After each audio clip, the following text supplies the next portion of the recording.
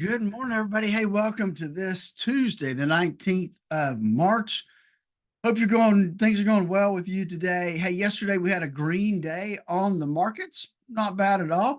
Today, not so sure what we're going to start out with. I see a lot of red ink this morning as the Bank of Japan has raised interest rates the first time since 2007. Hey, we'll talk about that and more when Dave joins us here in just a few seconds. Before we do that, though, let's not forget that there are so many things in this world you and we have no control over. But you can take control of your investment portfolio by knowing how much risk you have in that portfolio versus how much risk you should have in that portfolio. That's exactly why I developed the core retirement design to help walk you through that process. Give us a call at 863-382-0037. Hey, with that, we got Dave next.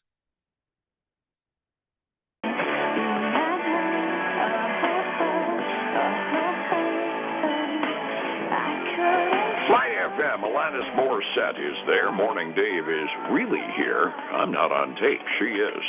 It's 8:40, 20 before 9.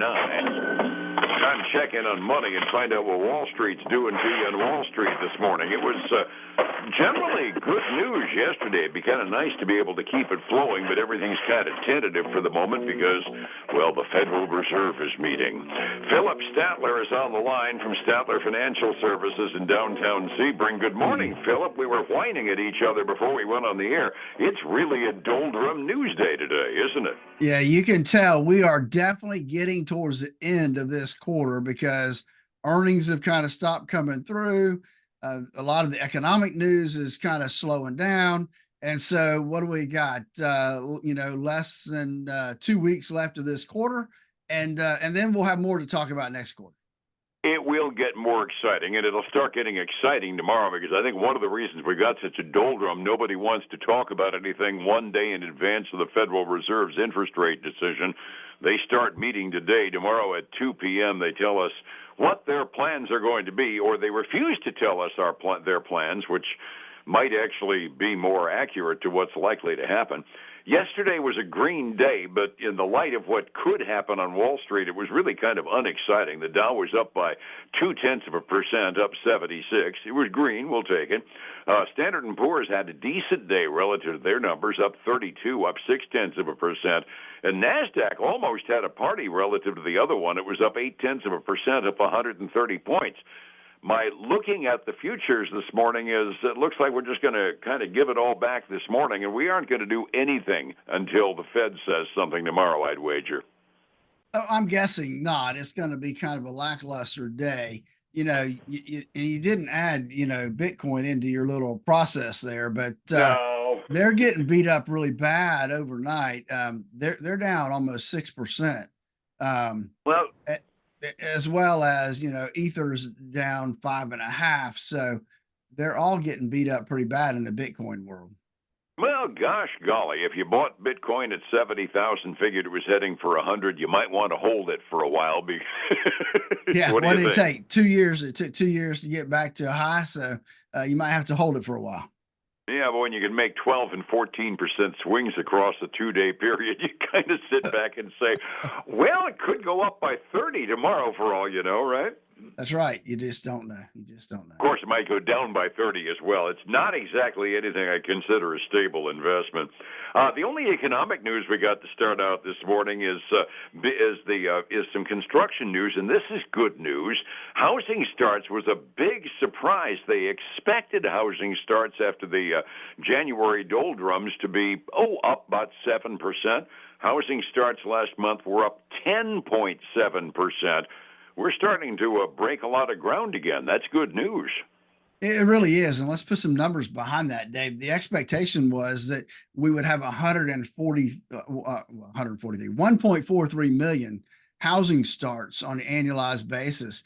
And I think that number was like 1.5559, something like that. It was a huge increase, obviously, as the percentage is portrayed. So that was some good news on that front. I'll tell you, it's not helping the futures much, though. I'm honestly kind of surprised because I figure once the Fed starts meeting, any economic news that would normally make the Fed say, on interest rates, it's already pretty much in the hopper already, so we get good news. I figured that would be something we'd respond favorably to, as many jobs as housing starts can generate. Yeah, it's just not moving the needle much at all. And I think a lot of it, like you said, has to do with the Fed meeting tomorrow.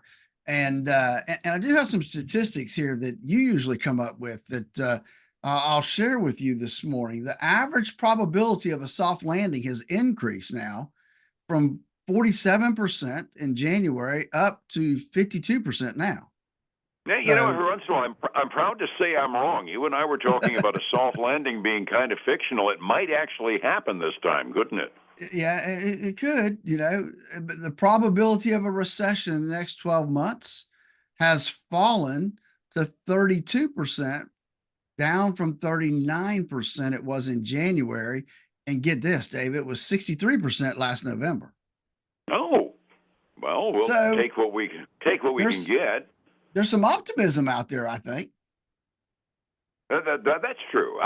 Talking about optimism and talk about interest rate increase, something just came across my ticker I find kind of interesting. You and I were talking about how Japan, finally, their markets hit an all-time high again for like the first time in, what was 10, 12, 14 years a week or so ago. Evidently, that caught the attention of Japan's central bank. They just raised their interest rates. Tight money's coming back to Japan. Yeah. Evidently, they like lost decades over there, huh? Yeah, they're going from a -1% to a minus 0.1% to a positive 0.1%. Oh my gosh, positive interest rates in Japan. What the heck? But yeah, a world trend talking about an increase in interest rates, even if it's at ludicrously low numbers like Japan has had, still that doesn't really bode well for us, because we have a tendency to have central banks watching each other, and that put a little jitters into the market this morning, I would assume. It could very well, because everybody's kind of held their own right now. And let's face it, we've had some news that has given us some indications that we're still growing and inflation's still here, and they don't have it as under control as they want to have. And so, there might be some folks out there that think that interest rates could go up another quarter of a point. I don't think they will. I think that they're more apt to just do nothing and let this thing bake out another couple months and see what happens. And we start getting into the notion of politics as well, but nobody ever wants to admit it, and Paulson vociferously denies it. But the simple fact of the matter is, there has never been a Fed chairman on the face of the earth that wants to be blamed for getting a president thrown out of office, Democrat or Republican. So there's an additional incentive going in there that has absolutely nothing to do with economics, that's going to kind of prohibit, at least give a lot of negative influence to the notion of any negative change in the tight money situation, at least until we get closer to November. And you got to factor that into it as well, because while Paulson claims to be completely apolitical, simple fact of the matter is, nobody likes to have firebombs thrown at their house, and that you start getting into that range when you start getting into a heated political mix. Yeah, you do, and you're right. Nobody wants to get that accusation thrown at them. So, it's got to really be, I think, some egregious increases before they would actually raise interest rates. They're more likely just to hold on and see what happens. Most likely, even though with the indications of a possible trend upward in the inflation rate, a quarter point, not this month, but maybe next month, might not be a bad idea. And that's kind of a change in sentiment from my standpoint as well. Very little stuff going on right now. I did have a tidbit that I shared with you before we went on the air. There's a new EV maker out there. It's Xpeng. You can probably guess it comes out of China, but they're going to start marketing electric vehicles now between $14,000 and $21,000 for an electric car. That can't possibly help Tesla's feelings a good feeling, can it? Oh no, no, absolutely not. You get something that's economical and will actually run. That's going to spell some trouble for the U.S. manufacturers. Yeah, especially Tesla, as premium priced as they are. Granted, they're a legitimate luxury car, but at the same time, an alternative with performance similar, even if it doesn't have the features. It's just one more tiger in the jungle. No reports to speak of. Any intriguing upgrades and downgrades that you noticed this morning? Well, we did have, I don't know, upgrades, and well, we did kind of get a price target move on NVIDIA. NVIDIA came Hmm. out yesterday talking about they're launching a new artificial intelligence chips. And so we have Wall Street has, some of the analysts have hiked their price target on NVIDIA. It's not really helping them out this morning, though, because they're down almost 3%. And I'm sure that's because to get geared up on this new chip, it's going to take some added cost to get production up and running. So that's That going to, probably means for the next quarter, their R&D numbers are going to be up, meaning their profits will miss. But then 6-8 months from now, they'll go through the roof. yeah, they'll reap the reward. And of course, you got other chip makers like Advanced Micro Devices that they're getting beat up because of the new chip that NVIDIA's come out with because they don't have it, and so they're down about 4% this morning.